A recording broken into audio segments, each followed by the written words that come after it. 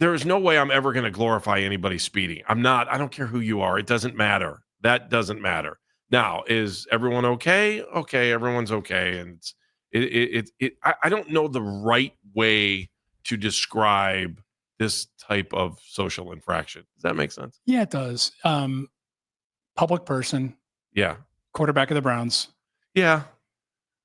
High profile rookie, right? As high profile as maybe we've seen in some years. With what's the Spider-Man with great responsibility becomes with great responsibility becomes great. Why am I forgetting? I don't know. With great power comes great responsibility. Thank you very much. Thank you, Michael. Thank you, my man. All of that. So, as the father of a son in his 20s. Do you want me to ask you the question that I asked you on the phone call? Go ahead. All right. So I think this is the best way to kind of approach it. And this is just from our standpoint. Yeah. Just from you and I or anybody else, anybody's listening that has a kid. What would you say to your kid if your kid came home with a ticket with 101 mile an hour? I would say speeding ticket. DJ, we need to talk. Over 21 though. That's the problem. So yeah, look, slow down, son. What are you thinking? Nothing good can happen at 101 miles an hour with your girlfriend behind you at 90 plus in her car. What are you doing, man? Slow down. You got an unbelievable opportunity in front of you. Don't blow it. Everybody's watching your behavior on and off the field. Do the right thing. I know you felt like you were in control. All it takes is a blown out tire or somebody to swerve into your lane, and we've got a huge problem. Just slow down. It's not that hard. And I get it. And I know everybody speeds. And listen, I've been as guilty of it as anybody. I've got a speeding ticket. It happens. You find yourself in the passing lane and you look down and you're like, oh God, I'm doing 81. I better slow it down here. And here comes a trooper. So I have no choice but to slow down. But yeah, I think from a standpoint of, look, are there red flags here? I'm not going to go that far. I just think when you're given this opportunity that Shedeur has been given and you're in competition goes off the field as well, right? It's how you comport yourself in the community. It's all the behaviors that come with being a high profile athlete and acting accordingly. So I'm not going to make too much of this, but it's poor decision making, and that's not good. And I think he needs to, kind of fall on it a little bit and be accountable. And I guess he has to a degree. Yeah, he said I made a bad decision. I mean, can we play it again? Here we go. Let's hear it again. I know I'll be violent, bro. He's just a regular kid. Like, what's wrong with you? I'm just a little boy. He didn't do nothing wrong. I haven't seen anything wrong. He's talking about overall in life. I made some wrong choices personally, and I got owned up to him. I made some, not great choices. He's saying that because he's an accountable person. I learned from the real people. I learned.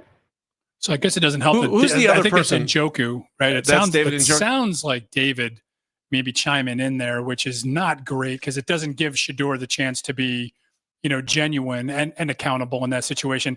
Not driving 101 is wrong. Okay, can we just admit that? It's. I mean, I'm not 100% sure the second voice is. And I know the Browns. It's not. It's just not. It's stupid. It is. It's 100% stupid. And I know the Browns aren't running from it necessarily, but they probably, and I know that at least through some media sites, they've put out some kind of a statement in saying that Shedeur is going to take care of these tickets or what have you. I think it's bigger than that. I think it's bigger. I think it's to the point where, I do too. Especially when you're just starting out here.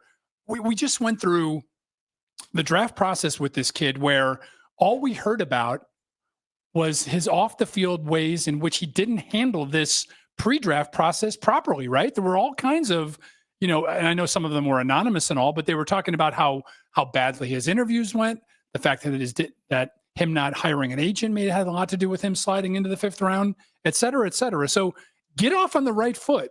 And that doesn't mean stepping down on the accelerator pedal. I think the other part of the problem that no one's talking about here too is that, his dad tried to commit suicide in his car by driving off a cliff. Does anyone remember this? Dion tried to, and Dion talks about it. He's it was back in 98. He was trying to figure out, he just had things. He's, looking back at a story where he said troubled his life, marriage was crumbling. Yeah. His father was dying, and things seemed to be falling apart for him. Yeah.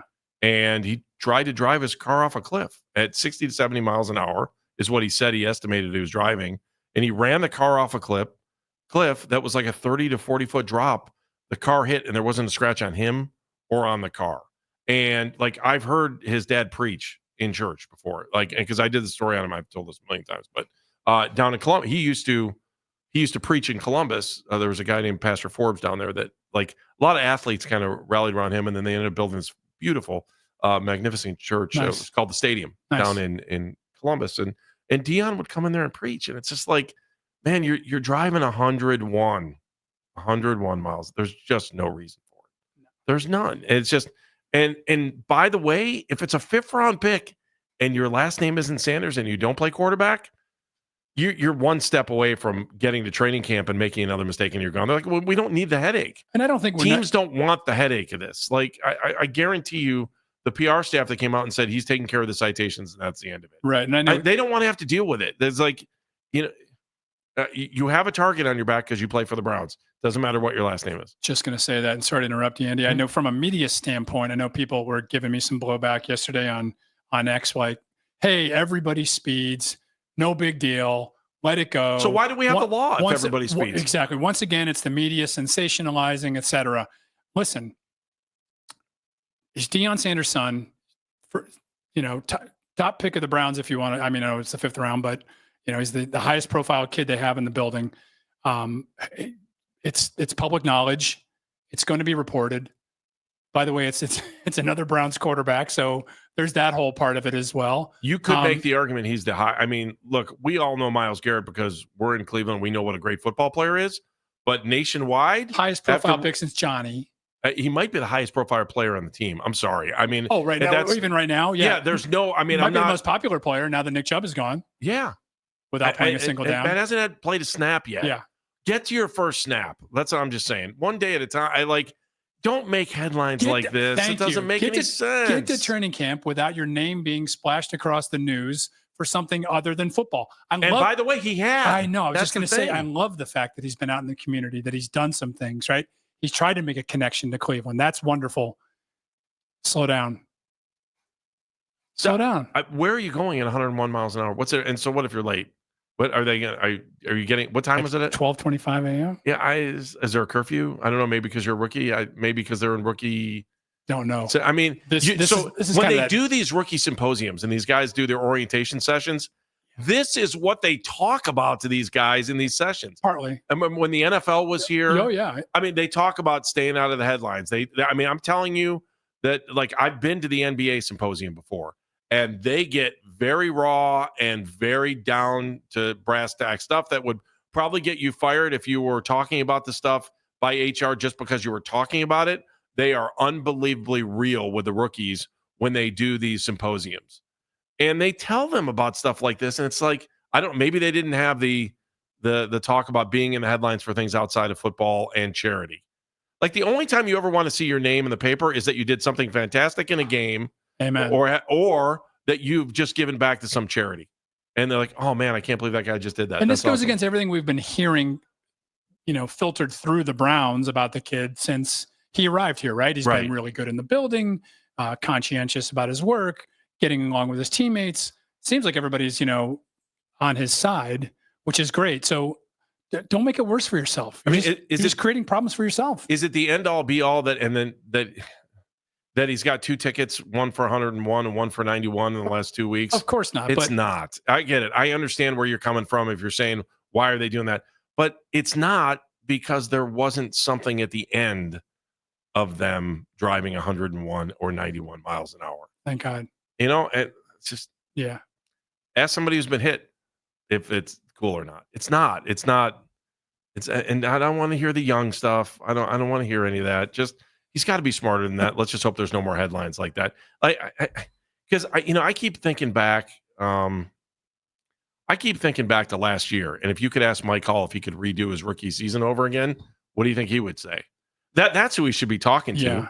He should be talking to Mike Hall about that. Like, if you really want to talk, I mean, here's a guy with an unbelievable career ahead of him. Still should have an unbelievable career. things go a little bit sideways for him in the beginning. Now, the next thing you know, does anyone really want to get called into Roger Goodell's office for something that's about the same time last year, wasn't it? Yes. When he had the issue with the Mennigan said it last. yeah. Mennigan said last week. He's like, "There's only things that happen now between now and the beginning of training camp are maybe contract settlements and regrets." Well, and you know, Coach Stefanski had this talk with those guys before they broke last week, right? That's what it's always about. What kind of message are you going to leave with your players now that they have all the free time on their hands before you guys reconvene in July? And I'm sure part of it was, hey, don't be out at the clubs at 4 a.m. Drive safely. Keep your nose clean.